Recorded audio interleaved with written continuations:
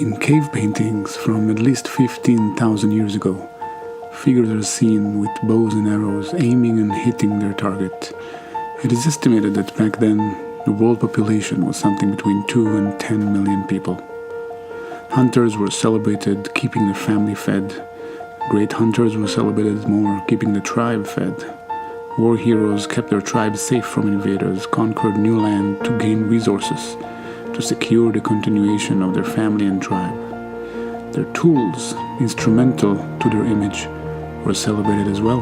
The bow and arrow, the sword, and the gun are all considered a hallmark of masculinity, not only in its phallic shape and its ability to shoot projectiles, but the common belief is, by picking up a weapon and winning battles, the man proves his worth, his courage.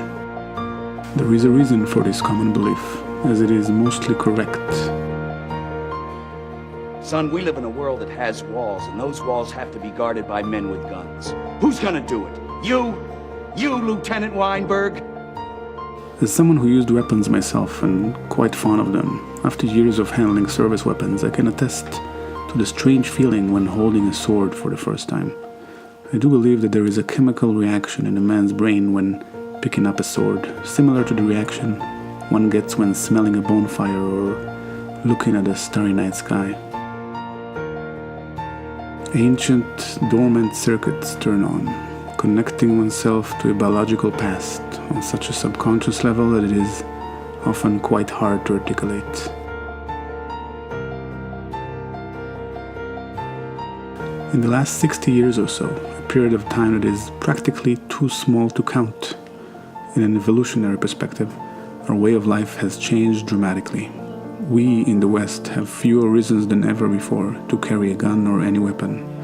Thus, we look up to stories of fantastic mythical battles, again and again, trying to reconnect to our ancient circuits of meaning and heroism, often with a sword, always with a weapon.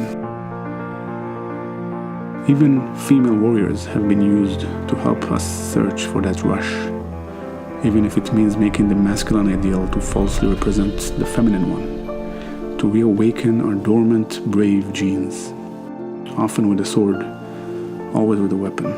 But the way in which we depict bravery in our popular culture is often missing the point. It's always that lone wolf with a weapon. Maybe it is our fascination with gadgets and technology that make us put the emphasis on the gun, the instrument, and confuse it with its intended use. It is just a tool, after all. Bruce Lee said it best. It is like a finger pointing away to the moon. Don't concentrate on the finger or you will miss all that heavenly glory.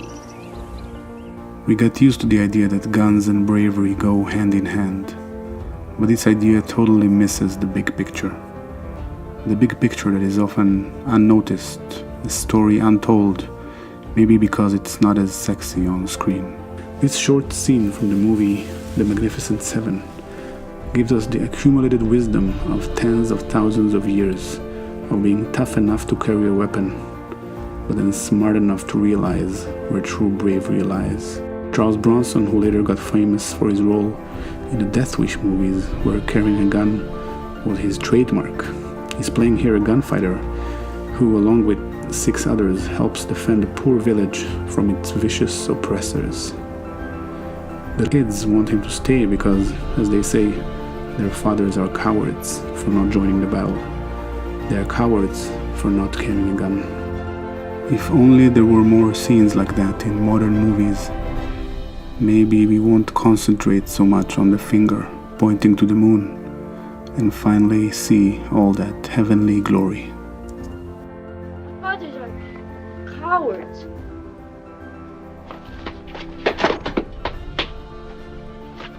Don't you ever say that again about your fathers, because they are not cowards.